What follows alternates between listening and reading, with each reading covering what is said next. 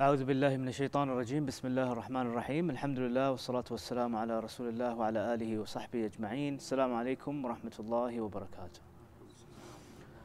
Inshallah, today we're starting with Surat Aṭ-Ṭāriq, surah number 86 of the Quran, another beautiful surah, and this surah is actually a pair of the previous surah, which was Surat Al-Buruj. Surat Al-Buruj, okay? And so we'll see a lot of similarities between both surahs and the overall themes of both surahs. This surah is a short one, it's 17 ayat only. And so inshallah we'll try to wrap up in an hour today. So what did the previous surah finish with? What was the conclusion of the previous surah? About the Quran, right? بل هو قرآن مجيد في لوح محفوظ. And so the لوح محفوظ is basically the preserved tablet, right? Which is where? It's up, yeah, near the Arsh, right? So this surah is going to start with a similar place up in the skies when Allah says وَالسَّمَاءِ وَالطَّارِقِ. Again, the skies. You see the connection? So it's as if it's following up on the previous surah. And the theme of this surah is two things primarily. One, the journey of the human being, okay? And we'll see journeys of several things. So the term journey will be repeated, and we'll see multiple journeys. And the other thing we will see is secrecy, the concept of secrecy versus Allah's knowledge of the secrecy, okay? So these two themes will be recurring in the surah. There's 5 sections to the surah. The first section being that Allah is watching. That's the first section of the surah. The second section is, well, if you don't believe that Allah is watching, then look at yourself. Think about yourself. Allah will talk to the human being. Think about yourself. Look into yourself. The third section will be that Allah, not only is Allah watching you, He knows your secrets. He knows your secrets. Okay, so that's going to be the third section of the surah. And then the fourth section is, the Quran is not just pure entertainment. Quran is something serious. Take Quran seriously. And the last section will be talking to the Prophet ﷺ that you, Ya Rasulullah, you need to be patient. So it's again a continuation of the previous surah where the whole theme was what? Patience, right? In times of trials and tribulations and oppression and injustice and massacres, be patient. And so again, this surah is also going to be finishing and concluding with a similar thing, that be patient. Ya Rasul, yes, you're going through tough times. Yes, the Sahaba are being persecuted, but be patient. Allah knows what's going on, and He's in full control. Okay? And so let's begin. أعوذ بالله من الشيطان الرجيم بسم الله الرحمن الرحيم والسماء والطارق. Again, this is an oath. And just to refresh, why does Allah take oaths? To emphasize something, grab attention, make us believe something, and to use the object of oath as an evidence to what Allah is trying to prove. And so Allah is swearing by as-sama, was-sama. So again, in previous surahs we saw that sama is kind of like a witness to what's going on, okay? And we also saw that sama wants to do inshiqaq, right? It wants to tear open. It wants to tear open. It can't take the injustice. But Allah here also swears by At-Tariq. Not only sama, it was sama'i wa At-Tariq. And Tariq is, when the Arabs, they heard this word At-Tariq, they didn't really know what it meant. So Quran reads their minds and it answers later on, وَمَا أَدْرَاكَ مَا الطَّارِق. What clue do you have about Tariq? Let me tell you what Tariq is. You have no idea. And Najm al-Thaqib. Then Allah will explain that what kind of star it is. So we'll get there inshallah soon. But Tariq in the Arabic language comes from the root word taraqa, which means to knock on something. Okay, so for the Arab listening to this ayah, what would come to his mind? A traveler who is traveling, and usually travelers, they would travel during the night when it's cooler. They don't travel. So the scene is of night, and it's quiet. You know, at night it's quiet, right? Everyone's resting, and all of a sudden someone's knocking on the door. And is that expected or unexpected? Unexpected guess, so it's grabbing attention of the listener. Okay, so that's what's going on in the Arab's mind now. At-Tariq. And so journey this is the first time we hear about journey. A man traveling, he's on a journey and he's knocking on your door.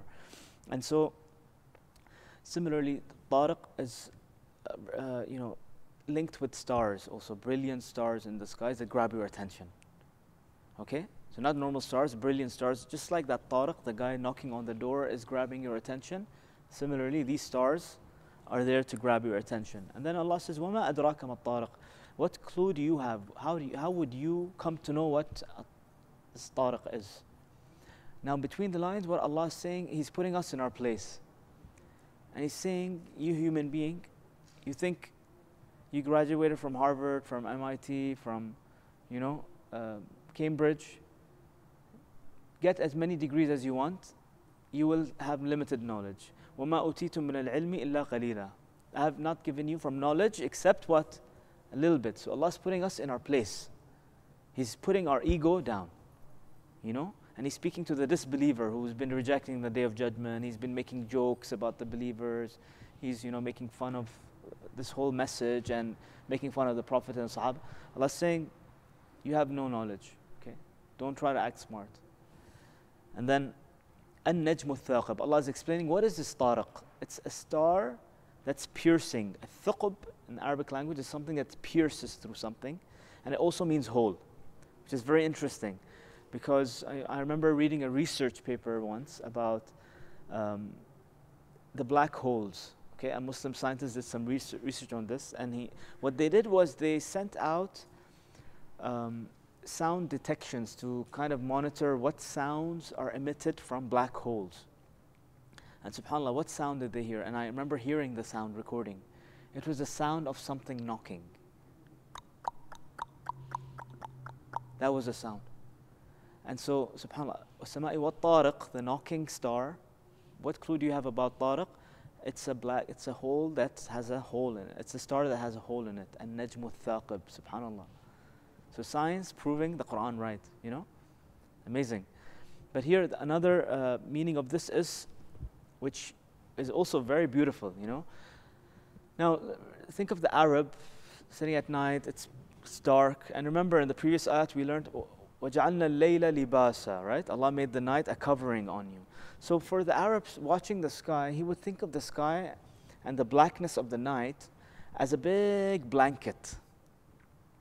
And when he sees stars, he would imagine that these are actually holes, these are piercings in that blanket, which are emitting the light which is coming from behind the blanket, which is, subhanAllah, the nur, that's behind this sama, the nur of the universe.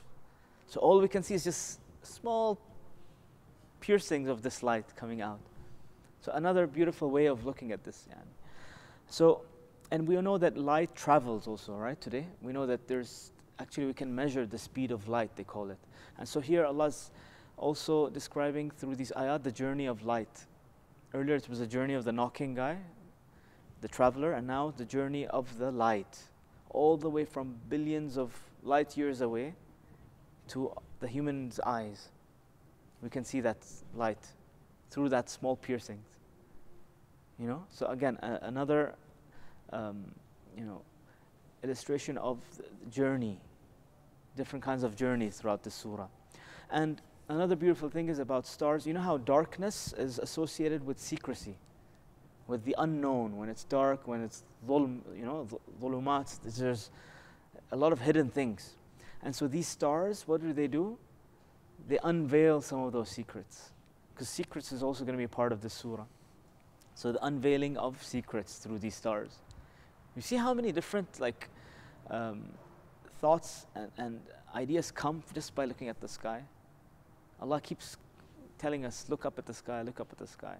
So beautiful, So for the Arab to reflect on stars and to come up with all these ideas, it's so relevant, right? So relevant.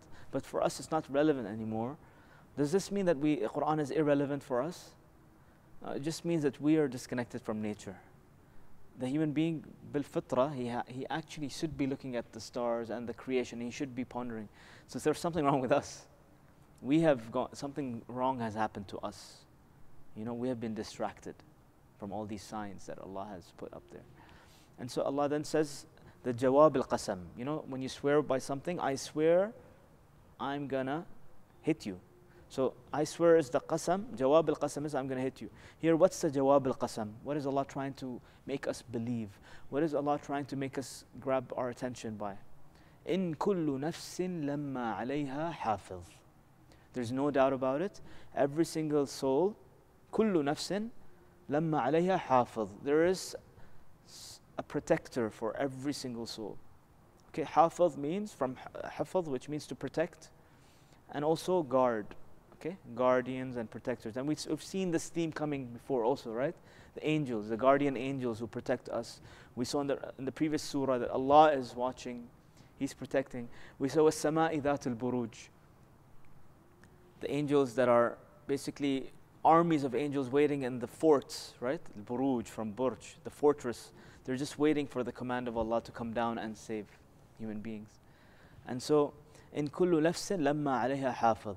Another beautiful meaning here is that these stars are actually kind of like surveillance cameras, monitoring. You know, surveillance cameras, they have this small light, you know, to make sure the power is on. And so these are like eyes. There's darkness, but the stars are like eyes watching us, watching over us. And Allah says, alayha hafidh, watching over us. So this could mean two things. Watching over us in the sense that they're protecting us. Watching over us could also mean in the negative sense that they're watching all the messed up things we're doing. Okay, so Allah's talking to both here. And then Allah said, kullu nafsin.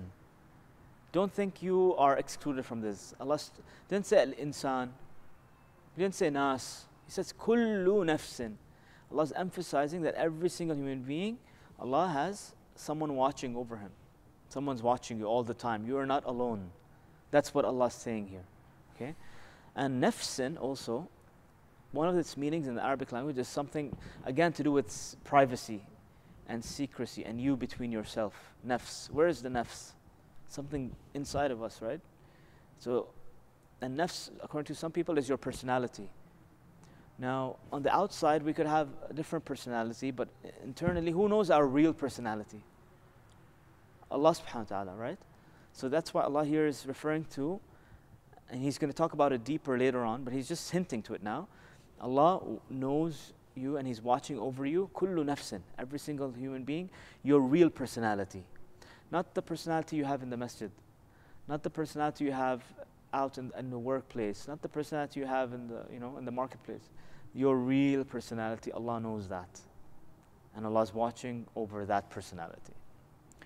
And so, فَلْيَنْظُرِ الْإِنسَانُ مِمَّا خُلِقَ. Now, after Allah swore by the skies and the Tariq star, He's saying, if that is not enough for you to accept who you are, then look at yourself. Look at your own self.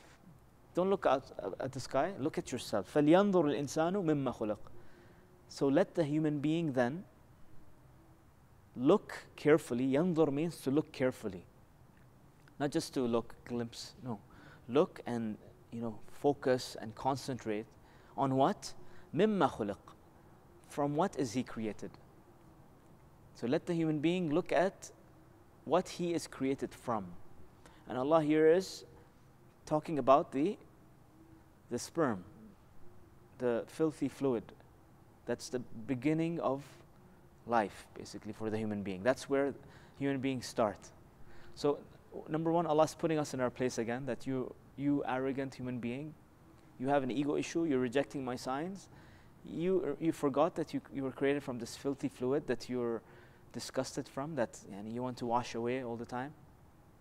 And again, the drop of sperm and this relationship between the man and his wife, again, secrecy, right? So you came from something filthy, and again, secrecy is hidden in that theme also. So now another journey, Allah is starting to tell us about another journey, the journey of the human being. فَلْيَنْظُرِ الْإِنسَانُ مِمَّا خُلِقَ. Remember where your journey began.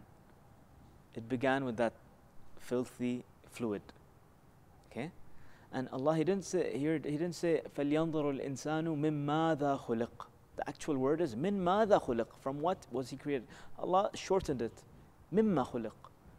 Why? To show us how insignificant we are. You're so insignificant, it's not even worth saying the whole word. I'll just give you a shortcut version, mimma. There's nothing as mimma in the Arabic language. Mimma, Allah just deleted all the letters. You're nothing, man. There's 2 letters for you, mimma. مما خلق. That's who you are. And Allah didn't say من ماذا خلقه الله. Let the insan look at from what Allah created him. No, Allah didn't even associate himself with this khalq. That's how filthy you are, that Allah even does not want to associate himself. This is the passive form, khuliq. Not khalaq Allah, khuliq. So tab'eed. Allah is, disassociating himself from this. So earlier, you see the stars, but you don't reflect. Now see this fluid that comes out of you. And think about that. What was it created from? Allah saying, what was a human being created from? He's explaining further. خُلِقَ مِن مَاءٍ دَافِقٍ. He was created from this water that is dafiq. Dafaqa means to gush forth with force. Okay? And so Allah is describing this water, and we've seen how in movies and animations of how like the drop of sperm actually goes into the eggs, and the human being is formed. It's that swimming scene. Allah. Now, how did the Sahaba and the Prophet know about what's going on in the womb of the mother, and how these drops of sperms are actually moving? This is another scientific miracle that the Quran, it explained the way this drop of sperm, goes into and starts its journey. It's a gushing force. And so, again, piercing through something. What was piercing earlier? Stars. SubhanAllah, the light piercing through the stars, through that blanket coming all down. Now, the fluid piercing through, and then journey of the human being beginning. And then يَخْرُجُ مِن بَيْنِ الصُّلْبِ وَالتَّرَابِ. Allah tells us where this fluid comes from. Another scientific miracle. It comes from يَخْرُجُ مِن بَيْنِ. It comes out of what? الصُّلْبِ وَالتَّرَائِب. Sulb is referred to the backbone, and tara'ib is the rib cage. Okay, so that's technically where this fluid is coming from. Allah's telling us, you don't know anything. Remember earlier He said, you have no clue. وَمَا أَدْرَاكَ, you have nothing. You don't have any knowledge. I'll tell you, man. I'll tell you that you came from this drop, and I'll tell you how this drop pierced through, and I'll even tell you where this drop originated from, between your backbones and your rib cage. And so look at the contrast. Earlier, Allah's talking about stars, which are billions of miles away. And then He zooms in where? Into the human being, gives us a glimpse of that drop of filthy fluid, and then tells us where it originated from. And where is that location now? That location between your spine and your rib cage. Where is that? It's like in your core, right? So subhanAllah, look at the contrast, like the change of scene. From billions of stars away, all the way inside you, in your core. Look here. There's signs for you in yourself. If those signs aren't making a difference, look inside yourself.